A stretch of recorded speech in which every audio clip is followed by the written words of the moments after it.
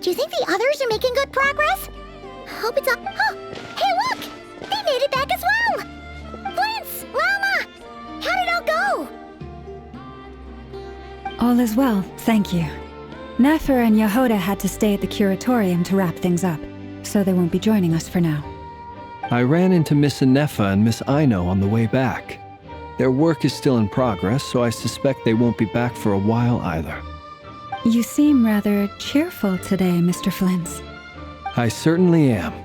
I achieved what I set out to do and came away with more than I bargained for. Fighting alone can get quite tedious, but I had the good fortune to run into a pair of brave young warriors. We meet again. How have you been? Albedo! What are you doing here? That would be a natural assumption to make. It's also the correct one. These two courageously lent me a hand while I was fighting the wild hunt. When they told me they were Servarka's colleagues, it all made sense. And given how people of outstanding talent tend to cross paths, it's no wonder you're already acquainted. So? Who's your travel buddy, Albedo? Why don't you come and introduce yourself?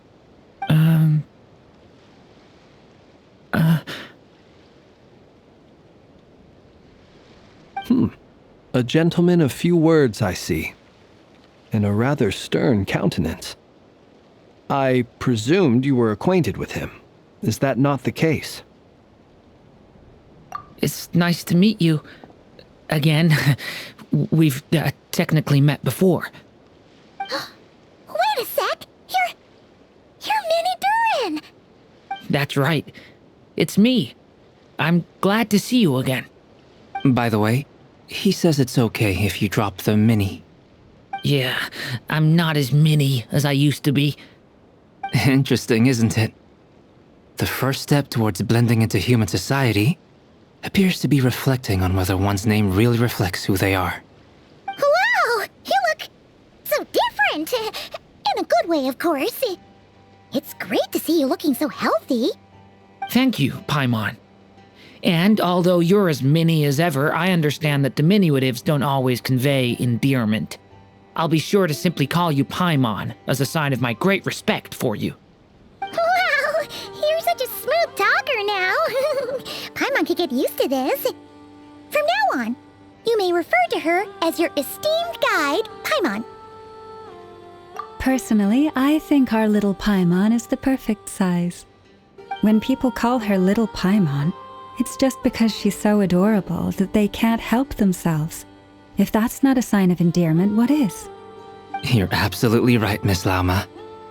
My brother still has a long road ahead of him when it comes to understanding human relationships. Anyway, speaking of long journeys, didn't Columbina, leave with you?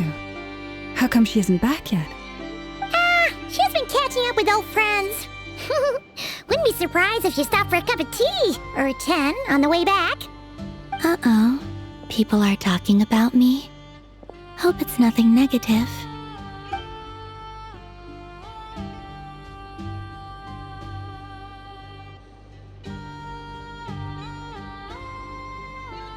Judging from your expressions, I'm guessing it all went well? It's getting crowded here. I'll go grab some chairs. No need.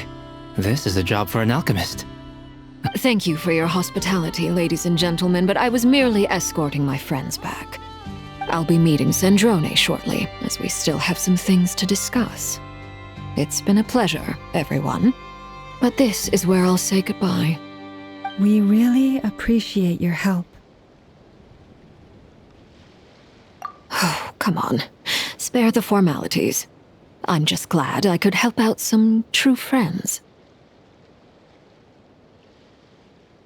I understand. Well, bye for now, Harlequino. Oh, this place is hopping. It's probably a good thing one of us left. Otherwise, we might not fit all these people in. Are you saying we're about to run out of chairs? As a matter of fact, I am. Come on in and see for yourself.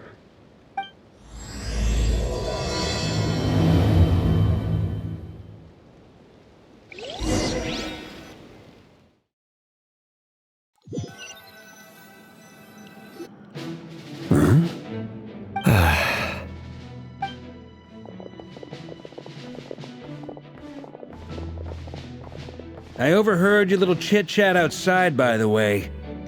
With Miss Columbina's colleague gone, we should be back to the original crew plus the other colleagues I brought in. Though, it looks like we have another new face. Someone else managed to rope in a colleague too? Frankly, you and Paimon are the only people I know here. This here is Deansliff, colleague of Tibet's greatest guide, Paimon, and greatest adventurer, the Traveler. Well, not exactly colleagues, more sort of friends. When someone else jumps in to do the announcing, you know you're speaking to someone important. Let's hear what he has to say. Note to self. Once Paimon knows your name, the rest of the world will soon follow.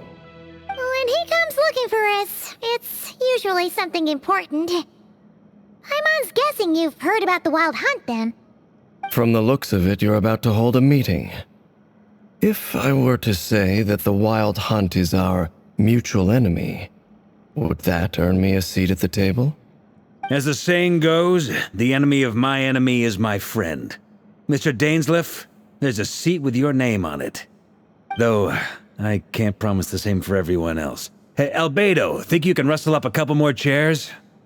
After all this time apart, Grandmaster Varka's first order is to rustle up a couple more chairs. I've missed this. Is he being sarcastic? Hey, he's your brother. Why are you asking us? I've still got a lot to learn about the nuances of human conversation. Trying to decipher Albedo's way of speaking has been like jumping in at the deep end. Oh, good point. Paimon gets you now. Don't sweat it. There are people who go their whole lives without getting the hang of it. You're ahead of the game already.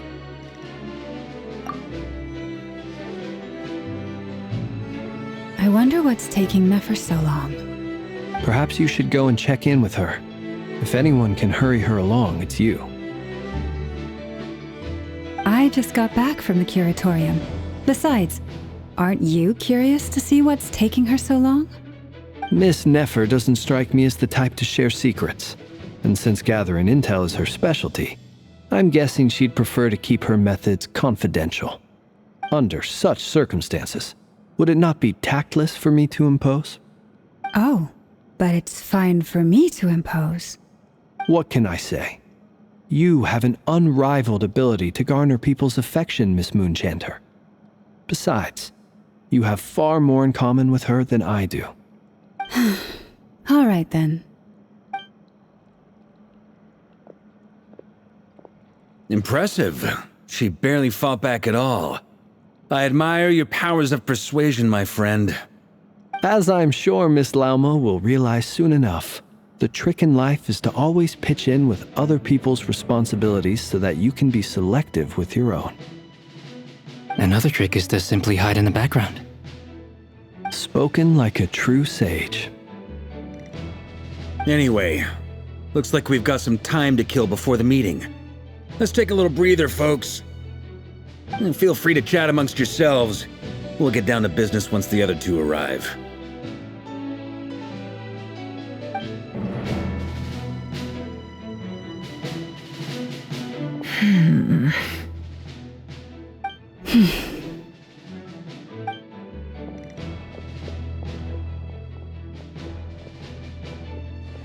Ah, Miss Nefer. You made it after all. But what about Yehoda? I'm here to give you an update on how things are going on our end. Once this is over, I'll be heading straight back to continue my work. I left Yehoda back at the curatorium to watch over things while I'm gone. Huh. So much for just this once. Shh! Not so loud! We're on a roll here. What if she remembers and suddenly decides to back out? Did you say something, Mr. Varka?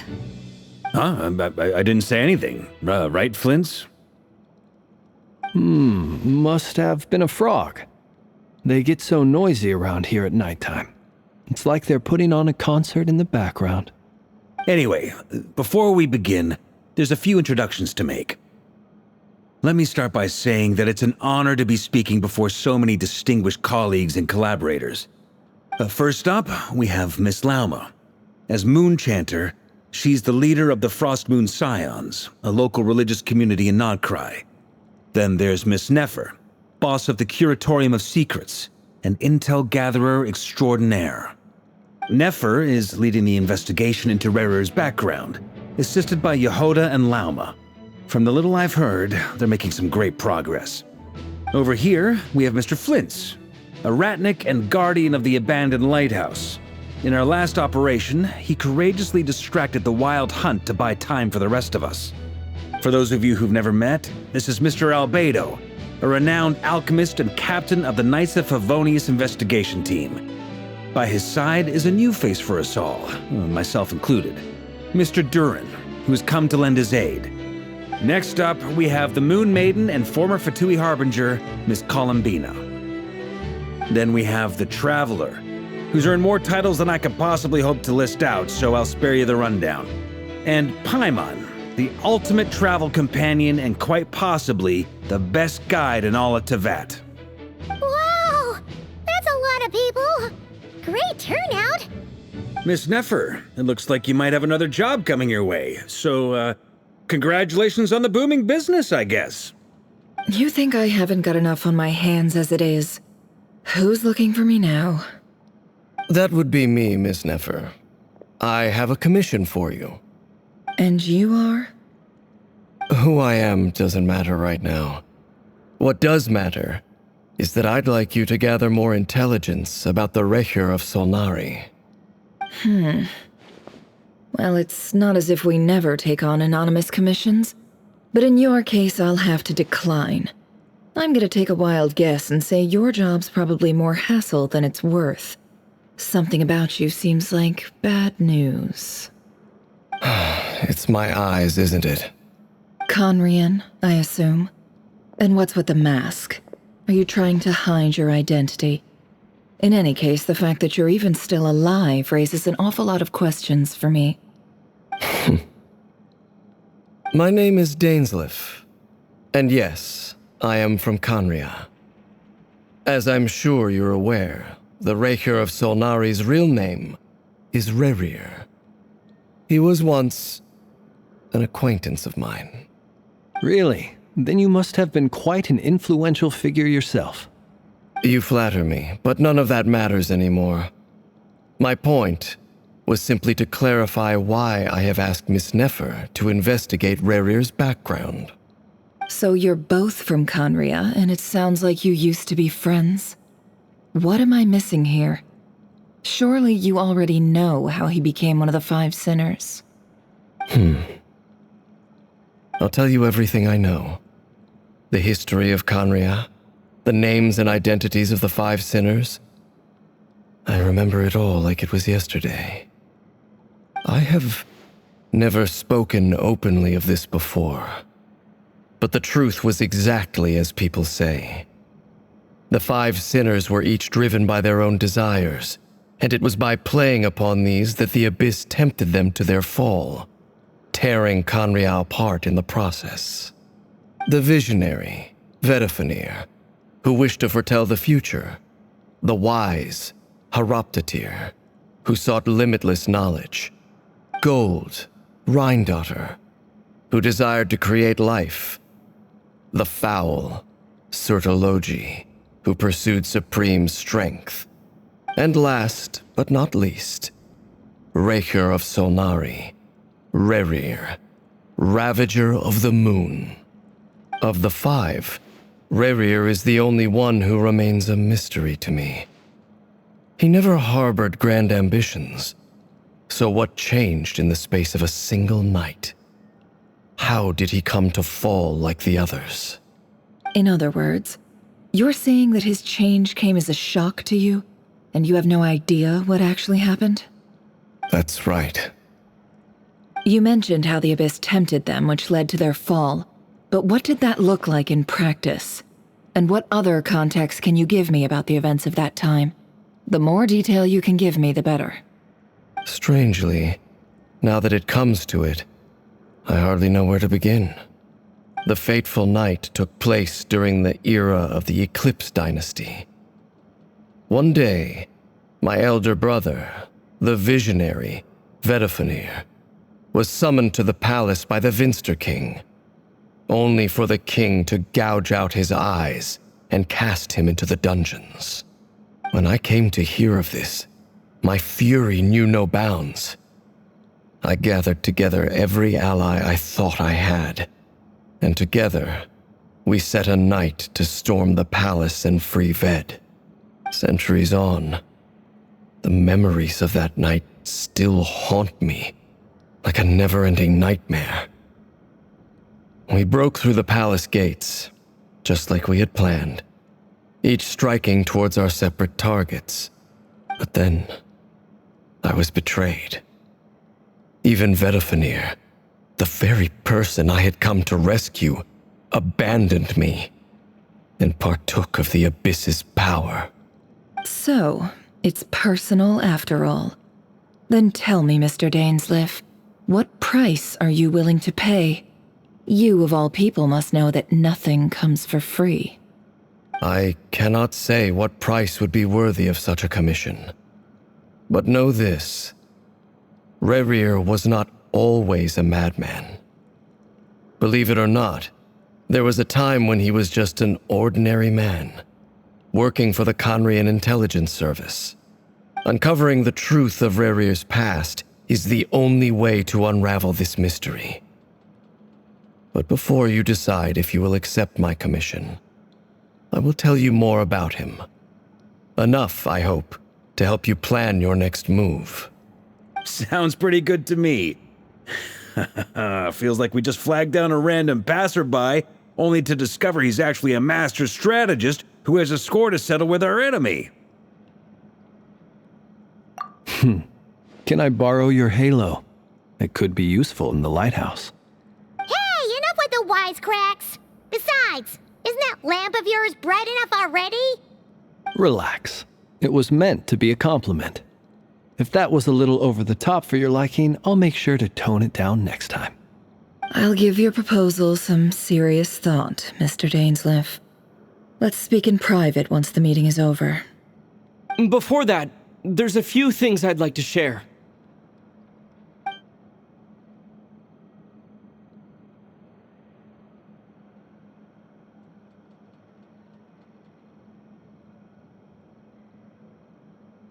Now that we've united the hearts of the three moons, your power should be greatly enhanced. But it seems like that hasn't happened yet. I believe it will take a little longer. You've done so much for me, so I want to be completely honest with you all. Even though I'm doing a lot better now, the truth is, my recovery will likely be an ongoing process. From the moment I was born, my power has been slowly ebbing away.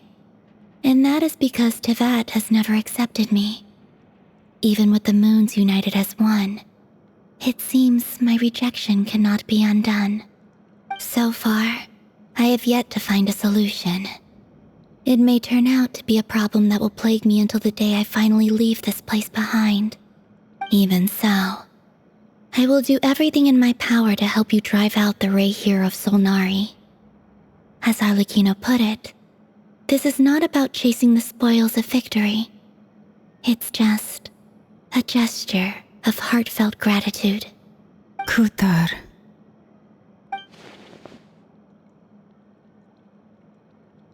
Defeating the Reihir of Solnari will be no easy task. While my strength slowly recovers, we'll also need to gather more intel. Naturally. We should take all the help we can get if we hope to defeat him. We've considered several viable plans now, but our choice hinges on the answers to a few key questions. Is it even possible to kill Rerir? What experiences shaped the person or monster he became? And what's he really after? Given Albedo's expertise in alchemy, I think we should leave him to try and answer the first of these questions. Understood.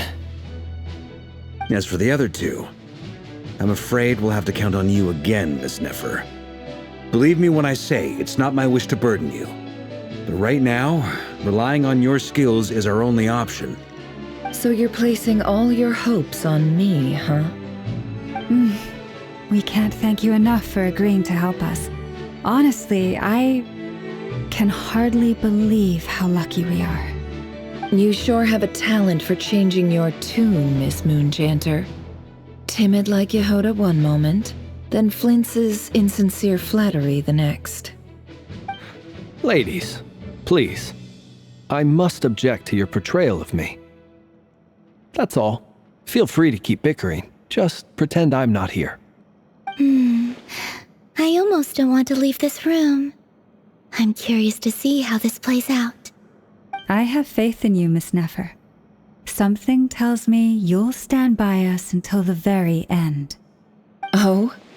And what makes you so sure of that? What if I suddenly decide that my compensation is insufficient?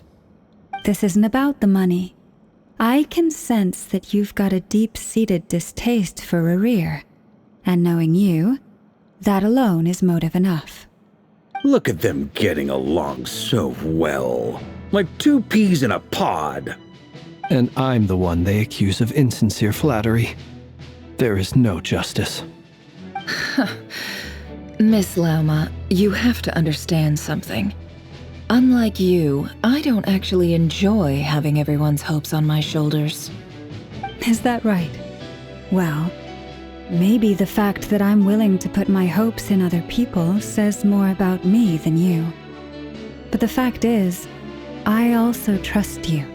And that's because I know that you're someone we can count on. Anyway, we've got our plan, so let's get moving. Mr. Dainsleif, let's talk. And Traveler, once we're finished, if you've nothing else planned, I'd like you to come with me. This whole experience is teaching me a lot. For instance, I now know that when other issues come up in the future, I'll have far more luck getting Lauma to convince Miss Nefer than trying to do it myself. Hate to say it, friend, but that's one of the funniest things I've heard in a while. Why? You think I've got it wrong? Quite the opposite. But what makes it so hilarious is how long it's taken you to realize.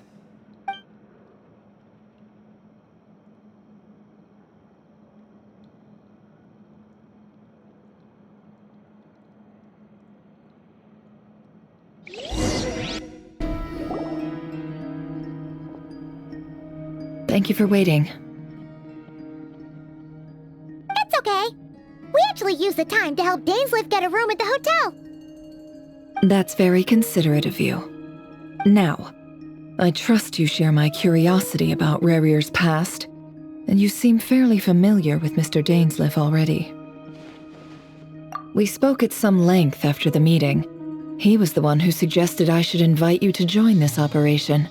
He feels confident that these secrets will be safe with you. Dane has a lot of faith in us, that's for sure.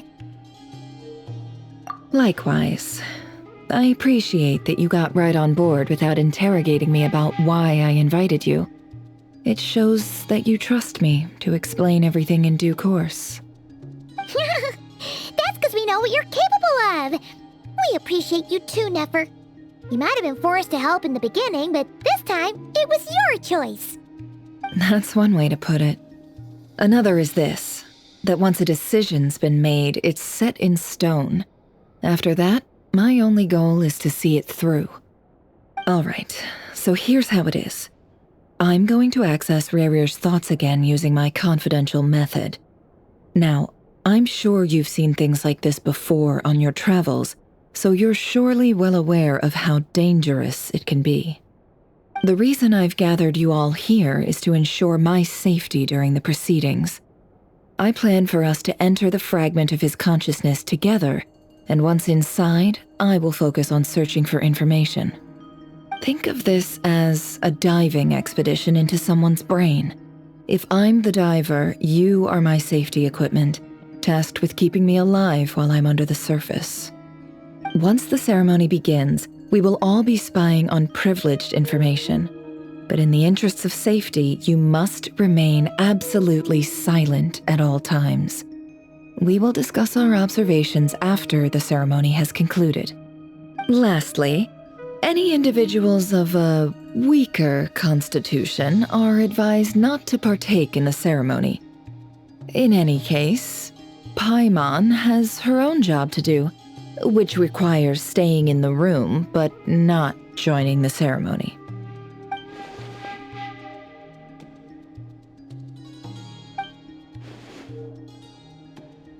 Well, good luck, everyone! Sounds like all Paimon can do is cross her fingers and root for you guys. There's a little more to it than that. I was being serious when I said you have a job to do. While the rest of us are inside Rarir's mind, it's imperative that we have a team member on the outside. In the event that something goes wrong, you will be our first responder. I don't anticipate any issues, but the extra level of safety will be greatly appreciated. I second that. This is a dangerous operation here, and you're our whole rescue team. That's pretty much the most important job in the crew. So, Paimon's like the lifeguard? Yeah, that makes sense. All right, got it. Good. Please, take a seat. We'll get started momentarily.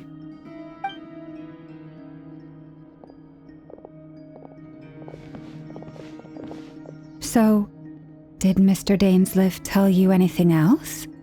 He told me that he believes Rarir kept some big secrets in his life. He's not sure that they were the cause of his eventual downfall, but he's asked me to uncover what those secrets were all the same. But surely you're not planning to go through with this, no matter the cost. If you think that, you'd be overestimating me. I'm a businesswoman, not a mercenary.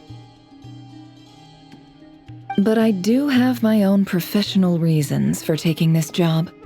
You think I'd turn down the opportunity to get a first-hand glimpse into Conrian history?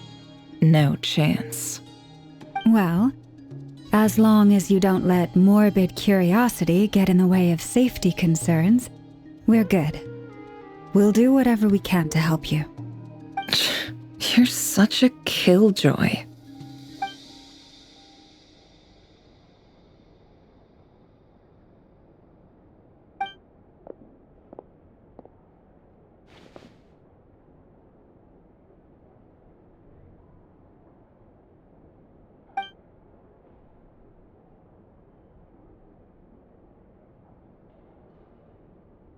All right, I'm good to go. All set over here, too. Promise, Paimon, you'll be extra careful. All right. Let your whole body relax. We're about to begin. Close your eyes.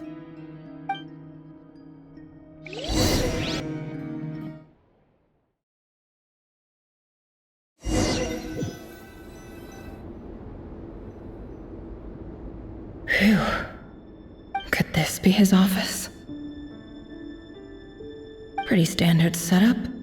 Bookshelves, paperwork, files. According to Dainsleif, Rarir used to be an intelligence operative. Chances are there's plenty of top secret intel stashed away in this room. Is this where you keep your secrets, Rarir? Can't say I'm not looking forward to this.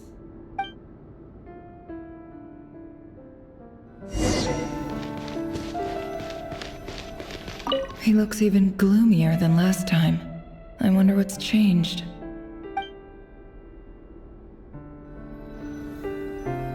He looks even gloomier than last time. I wonder what's changed.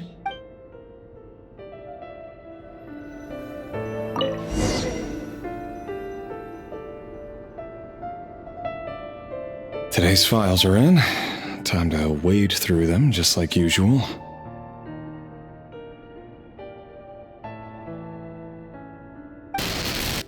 Male, 51. Occupation, cook. Confirmed Crimson Moon descendant. Has maintained frequent contact with other descendants over the past year. Poses a threat to the dynasty. Neutralized.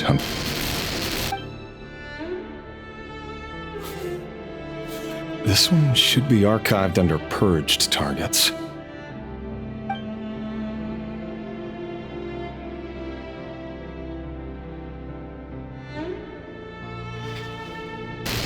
Female, 23. Occupation, office clerk. Confirmed Crimson Moon descendant. Has maintained frequent contact with other descendants over the past year. Poses a threat to the dynasty. Neutralized on...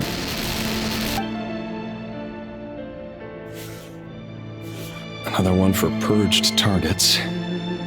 Sounds like she was that other man's daughter. Never mind. What's it got to do with me?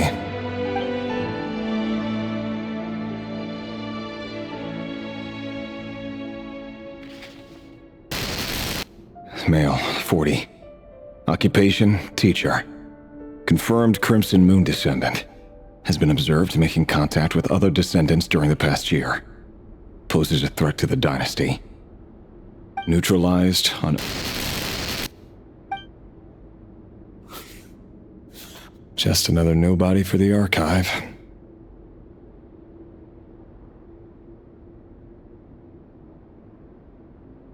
Come to think of it, I remember surveilling this man. A case like his never would have been considered a priority in the past. Huh. He barely even interacted with other Crimson Moon descendants.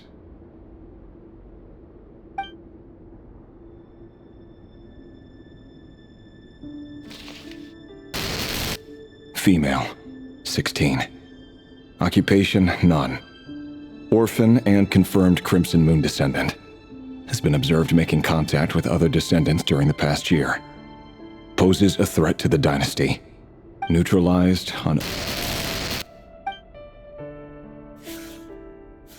Filed. I have no recollection of this girl. None whatsoever.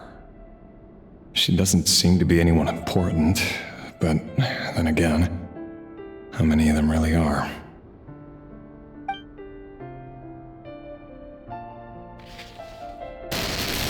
Female, 13. Occupation, none. Orphan and confirmed Crimson Moon descendant. Has been observed making contact with other descendants during the past year. Poses a threat to the dynasty. Neutralized on...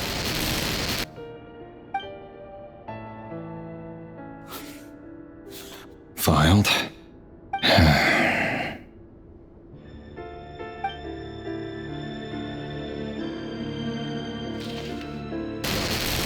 Male, 11. Occupation, none. Orphan and confirmed Crimson Moon descendant.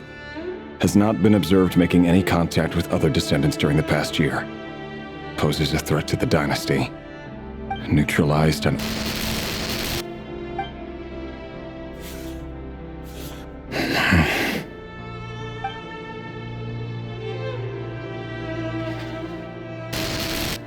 Male, 6.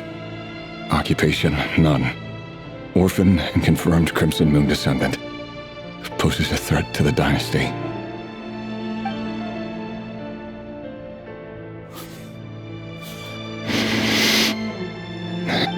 It's funny, isn't it? Your job is becoming both harder and easier at the same time, depending on how you look at it.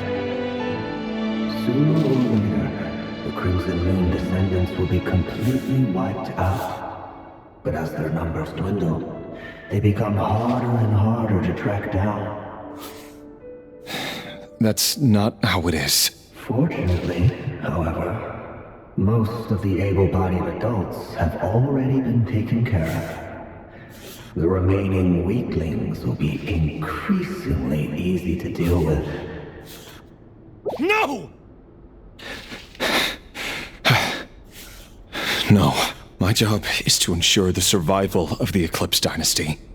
And the only way to do that is by eliminating any and all potential threats. It's a perfectly every single one of my colleagues can attest to my fairness. And if my friends were aware of the facts, I know they'd back me up too. Assuming, of course, that they were aware of all the facts.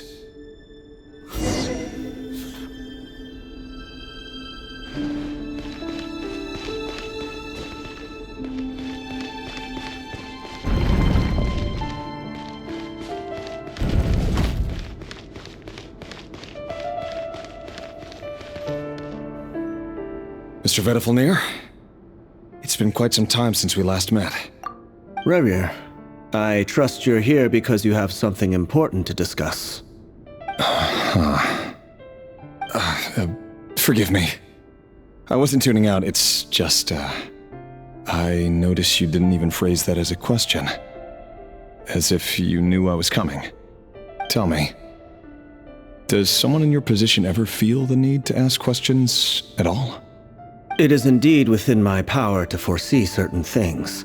Things like your arrival. I was just thinking, it won't be long before I'll be inviting both you and Dane to my wedding. That isn't a lie, but nor is it a fact as such. It's a wish, isn't it? No fooling a prophet, is there? Ever since that day we met for drinks, I knew it was only a matter of time before you came looking for me. Does it feel good? Knowing how the future will unfold. I'm afraid the notions of good and bad fail to capture the complexity of what such a power entails. Once you've seen what will come to pass, it can be all too easy to succumb to fear and melancholy.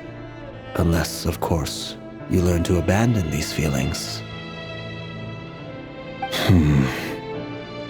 You fear my silence, and long to hear the words I left unspoken that day. That's right.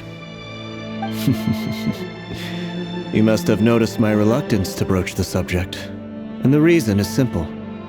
Because the truth could never have lived up to your hopes. For both our sakes, such words are better left unsaid. The burden of prophecy was never meant for your shoulders. So who exactly do you deem worthy to hear your prophecies? None but our exalted king? Or rather, our king as he once was.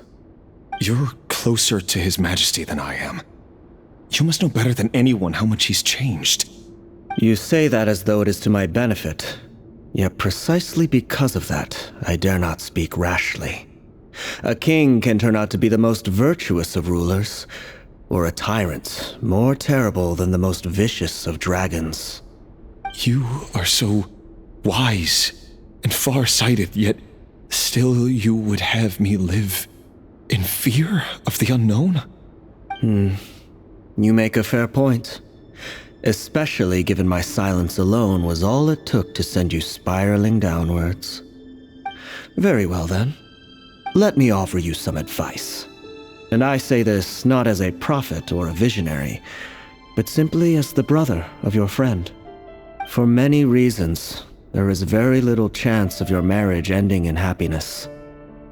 If happiness is what you seek, you should find another fiancé.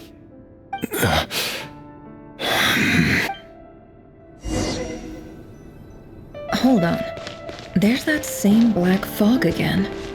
Could this memory belong to Thelindis? Guess I'd better tread carefully.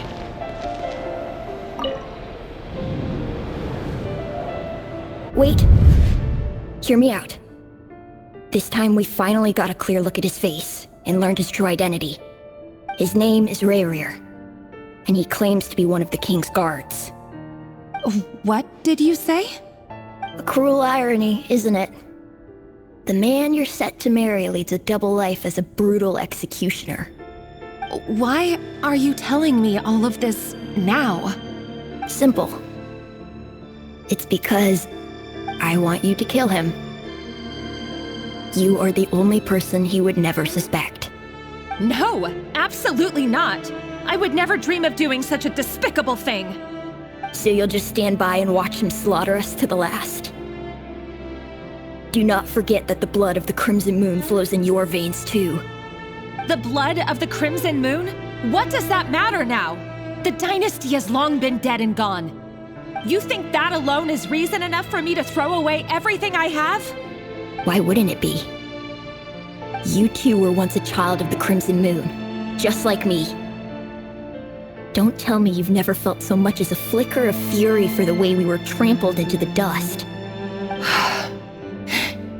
As long as you promise to abandon this pipe dream of restoring your dynasty, I can try to persuade him. Or have him persuade the Vinster King.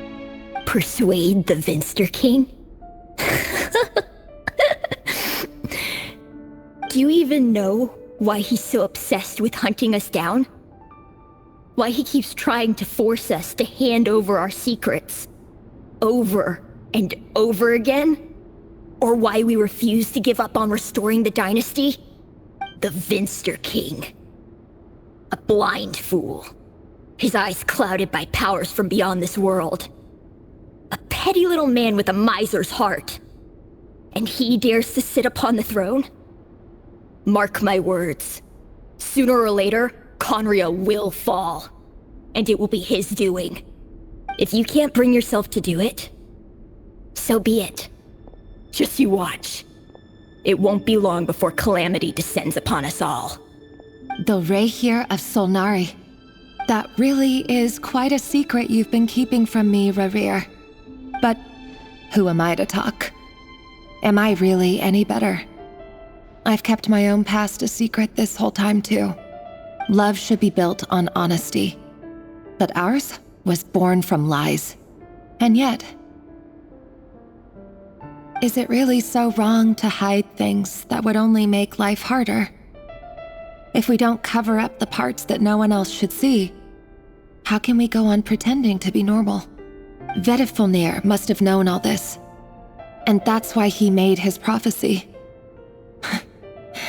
In the end, nothing stays hidden forever. But I won't just sit by and watch this disaster unfold. I'll do everything in my power to protect what I cannot afford to lose, no matter who I have to face.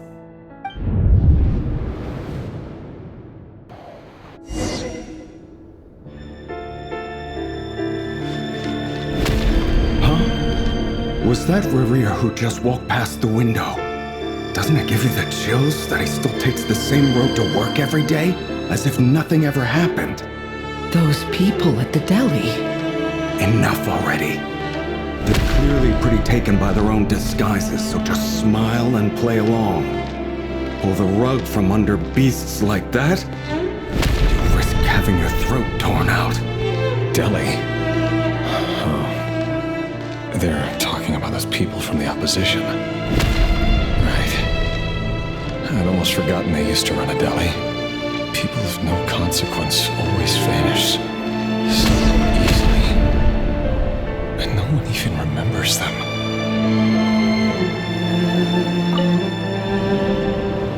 But surely you can see he's not the man he pretends to be! So many have died already, and they say that the king's madness grows with each passing day. We're not going to survive this, are we? But why does it have to be this way? Do we really deserve to die just because of the blood that runs through our veins? Felindis, are you even listening? Sorry, Freether. My mind was off wandering. I heard you, though. You're talking about what Rerir said. He's just following the king's orders. He's a secret agent, and it's his job to hunt down rebels and dissidents. By the time you first met him, he'd already taken lives. Maybe he was using you from the very beginning. No. Rerir has no idea I have anything to do with the Crimson Moon. My family are only distant relatives of the main lineage, and besides, my eyes are perfectly ordinary. Truth be told, apart from my teacher, pretty much no one knows I have any connection to any of it. It's been a long time since my family severed ties. But as Orlog said, who could possibly talk sense into that raving lunatic of a king? No one. I'll work something out. Trust me, I'm with you all. But for now, you need to keep yourselves hidden. Don't let anyone find you, anyone at all. Don't forget that Rerir is an Eclipse operative. You need to be extra careful when he's around. And when I am too. For now, don't come looking for me. And if anything happens to me, just act like we've never met. If even you can't escape this, what hope do the rest of us have? But after all this time together, surely he wouldn't lay a hand on you. I won't speak in his defense, nor can I give you a clear answer to that question. But I'll do everything I can to put an end to this. Here, hold on to this. If an opportunity to escape presents itself, take it. You'll be glad you took some spare change. You call that change? But what about you? I've got a job, and there's still money coming in. But you can't go anywhere right now. Please think about yourself for once.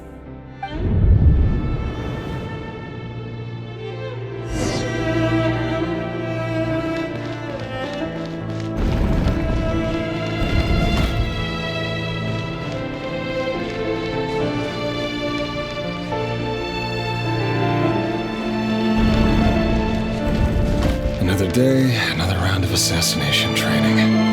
Training ground is just beyond this hidden passageway. When you kill a person, doesn't it bother you when you end up covered in their blood? Why would it? Aren't we all just walking blood bags? But not everyone is accustomed to hunting down others like prey. You've been a hunter for so long now, you seem to have forgotten that most people don't just go around killing one another. Leave me alone.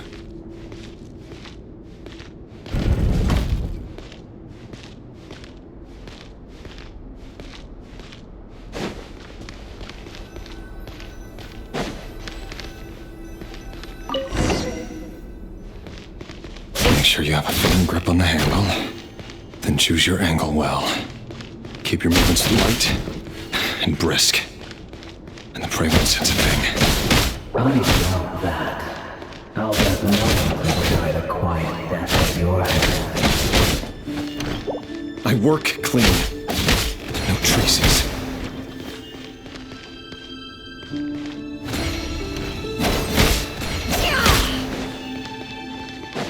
That doesn't make it open and above board, though. The king just happens to be you right now. What if someday? That won't happen. He's changed. Ever since he developed that power. In the beginning, he only had you take out a handful of the guilty. But now... The ones I've dealt with have always been guilty. And I've carried out my work flawlessly.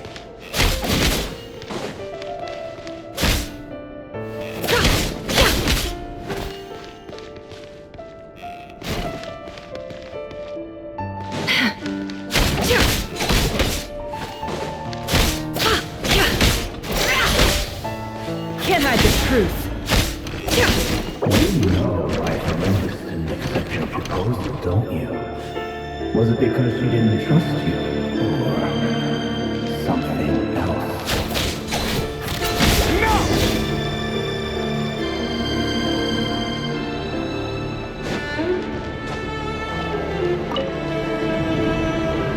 Delindis, do you still remember Orlog?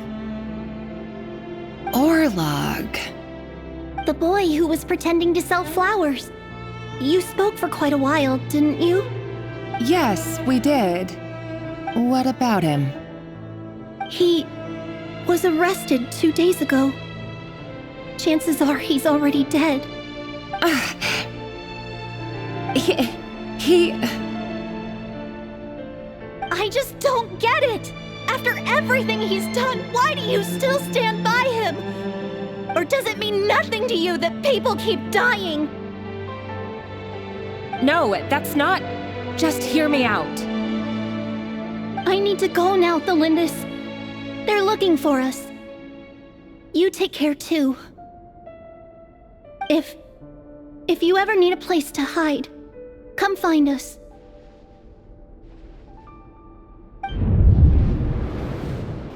Author Thelindis. Over the course of this week, the research object was subjected to interference for a total of 47 hours for experimental purposes. The results are as follows. All subjects of observation that were sent inside have now... The situation within is proving more problematic than anticipated. No progress whatsoever. What now? Won't you give me even a glimmer of hope? Things are getting worse by the day. I have to find a way or we'll all be in danger. But I... If all this research comes to nothing, what then? Sooner or later, it'll be my neck on the line. But could he really bring himself to kill me? No. Surely he wouldn't have the heart.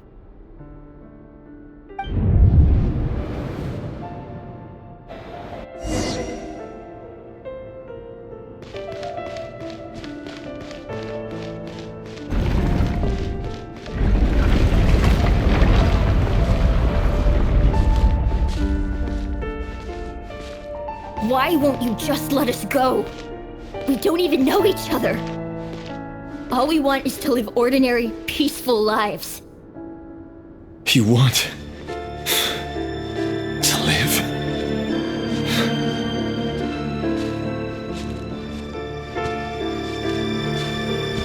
Yes. I just want to go on living. Is that really such an unforgivable crime?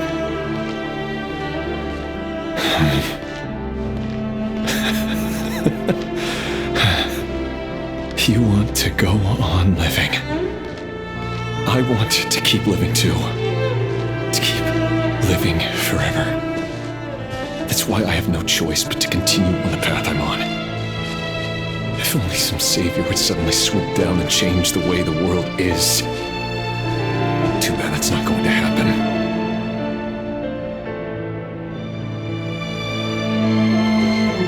Imagine that.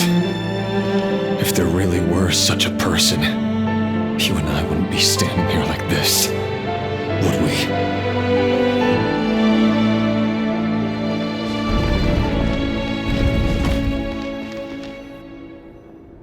Today's files are in.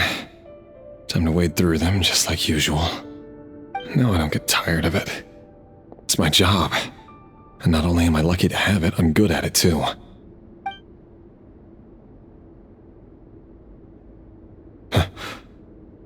Wait. That's... Thalindis? No. No! No! Why? But you bear no mark of the Crimson Moon. How could you possibly have anything to do with them? It cannot be! A diluted bloodline. Carefully concealed. I see it now. You've been living in the shadows just like me. What a fool I've been. Numbing myself with talk of justice. Even imagining my friends would back me up. But in the end,